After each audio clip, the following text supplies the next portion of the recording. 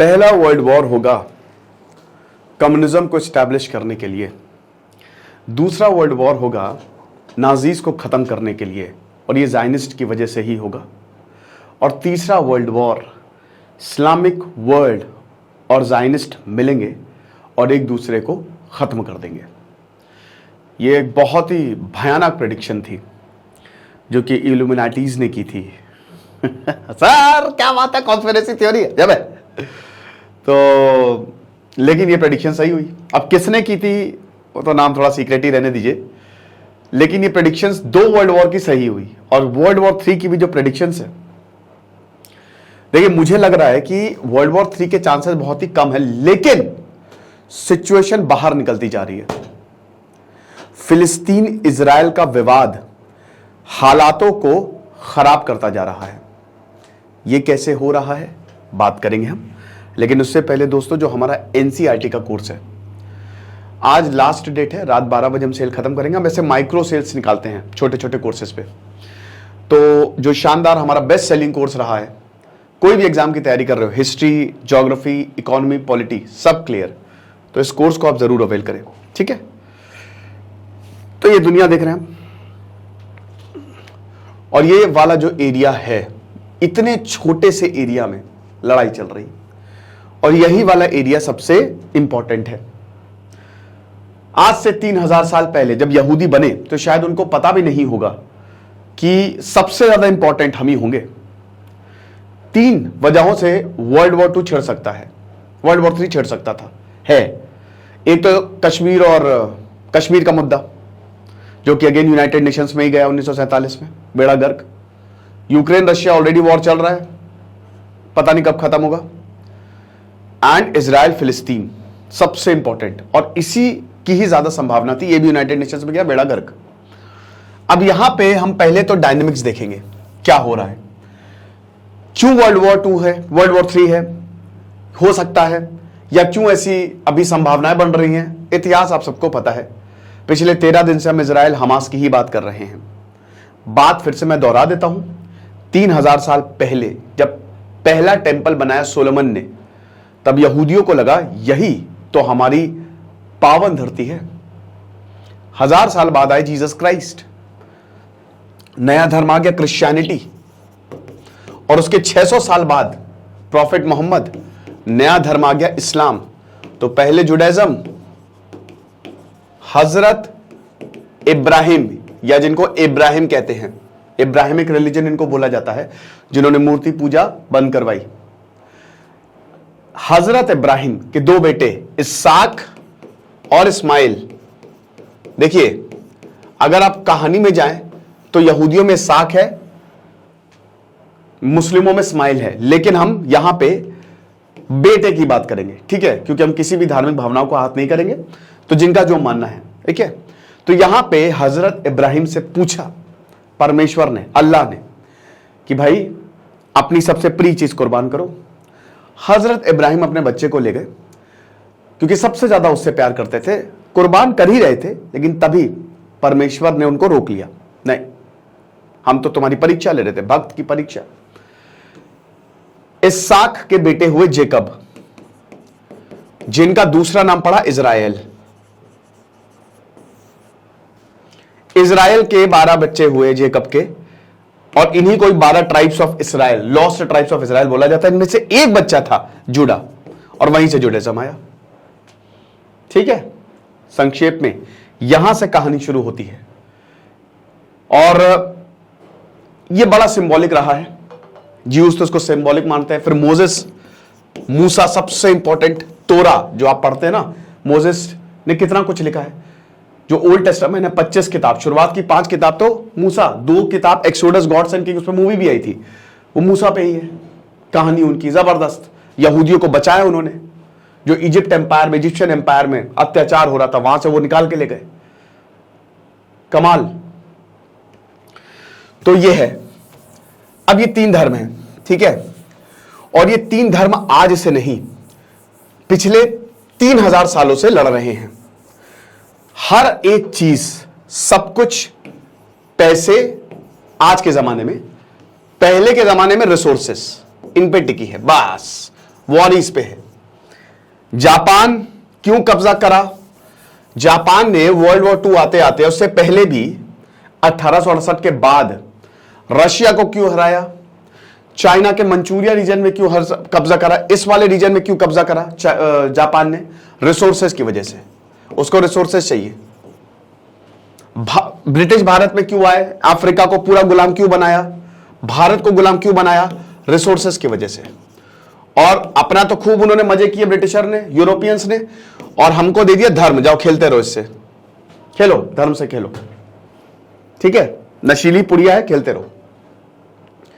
धर्म का असली इंटरप्रिटेशन पीछे छूट गया, लॉर्ड मैकॉले ने बर्बाद कर दिया। लेवांट रीजन आ जाओ, ये होली लैंड छोटा सा है, लेकिन यही यरूशलेम सबसे ज्यादा जरूरी रहा किसके लिए? यहूदियों का, जो दोनों मंदिर यहां पे आए। फर्स्ट टेंपल किंग सोलोमन ने यहां पे बनवाया, तोड़ा बाइजेंटीन एम्पायर। उसके बाद फिर से 1700 साल पहले, यानी कि लगभग 1000 साल बाद, फिर से दूसरा मंदिर बनवाया गया। और यह मंदिर की अब खाली वॉल आपको देखने को मिलेगी, जिसको वेलिंग वॉल बोला जाता है। जो मुहर्रम में होता है ना, हाय हसन हम ना हुए, ऐसे वेलिंग वॉल में जो यहूदी है वो रोते हैं।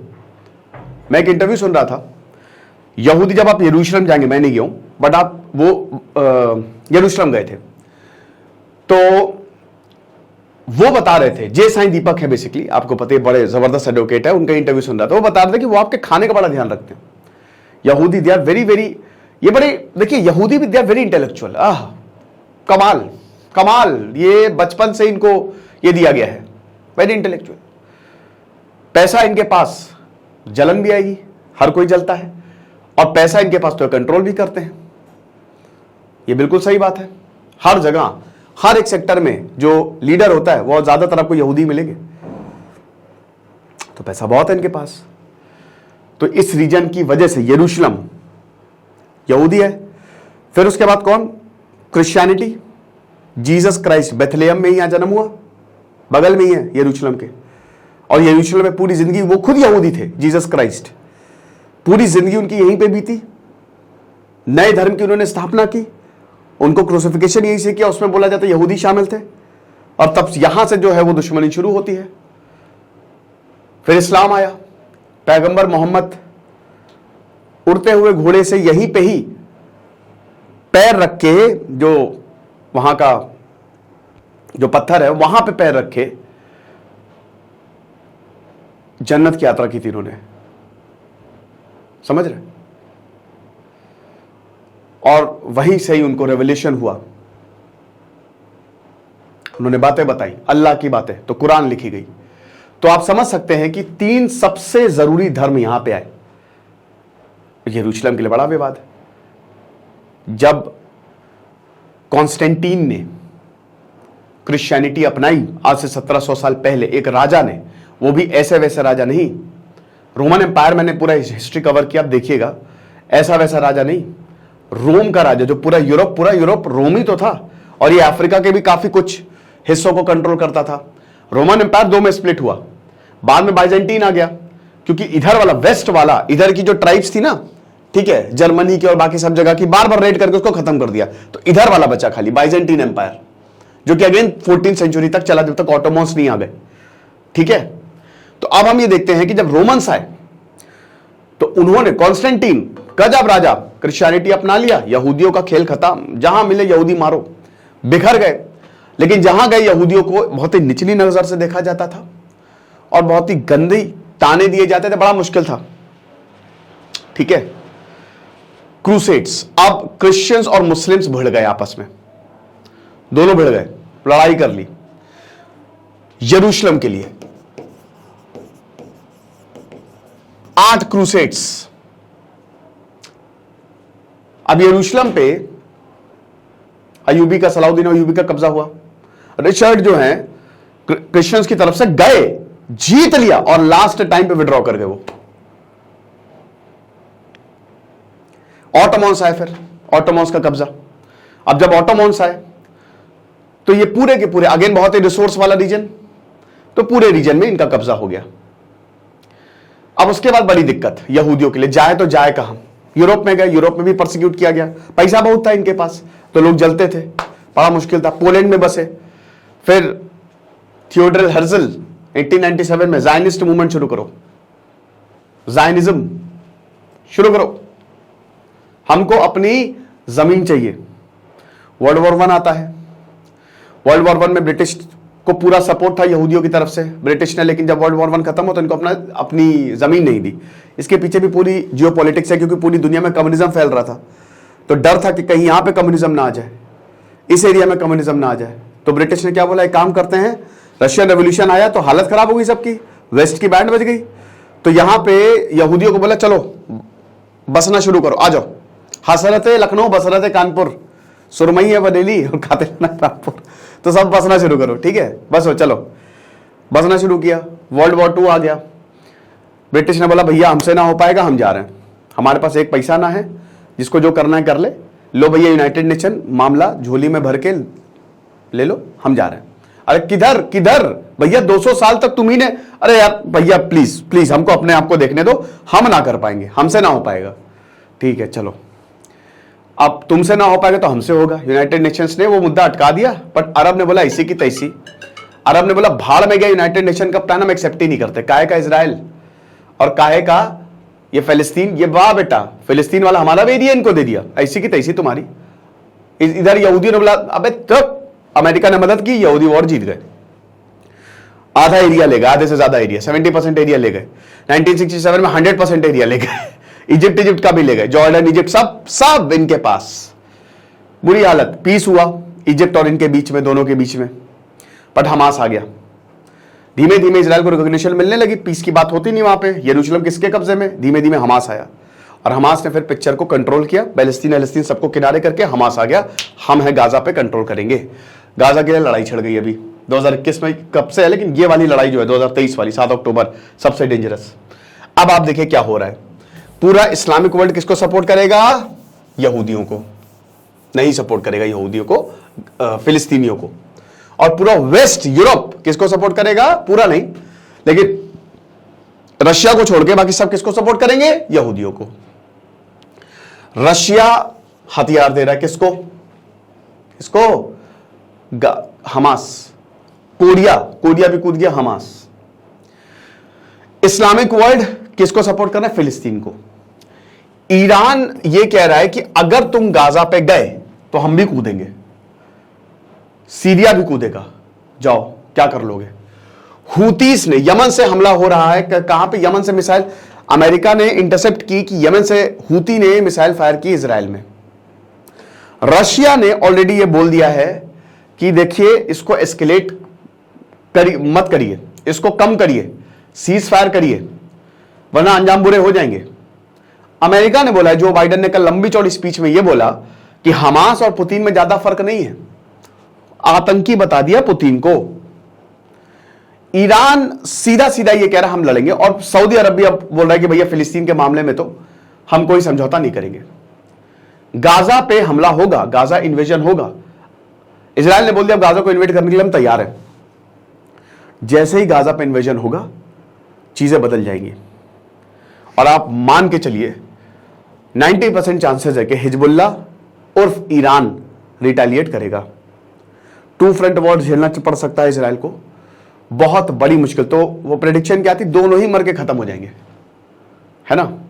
वर्ल्ड वॉर 3 के सिनारियो जो है वो बनते जा रहे हैं, ये इससे कोई डिनाई नहीं कर सकता। 90% नहीं होगा, लेकिन 10% चांसेस हैं, क्योंकि बहुत सारे रीजनल प्लेयर्स कूदते जा रहे हैं, इस्लामिक वर्ल्ड एक तरफ और वेस्ट एक तरफ। सारे के सारे प्रोजेक्ट्स धरे के धरे रह गए, ठीक है। कतर में हमास की लीडरशिप, टॉप लीडरशिप बैठी हुई है, मस्त, कोई फर्क नहीं पड़ रहा। हमास में लोग मरते जा रहे हैं, गाजा में आतंकी हमले होते जा रहे हैं, इधर इजराइल भी एयर स्ट्राइक्स कर रहा है। जितने ज्यादा लोग मरेंगे उतना ज्यादा प्रेशर आने वाला है।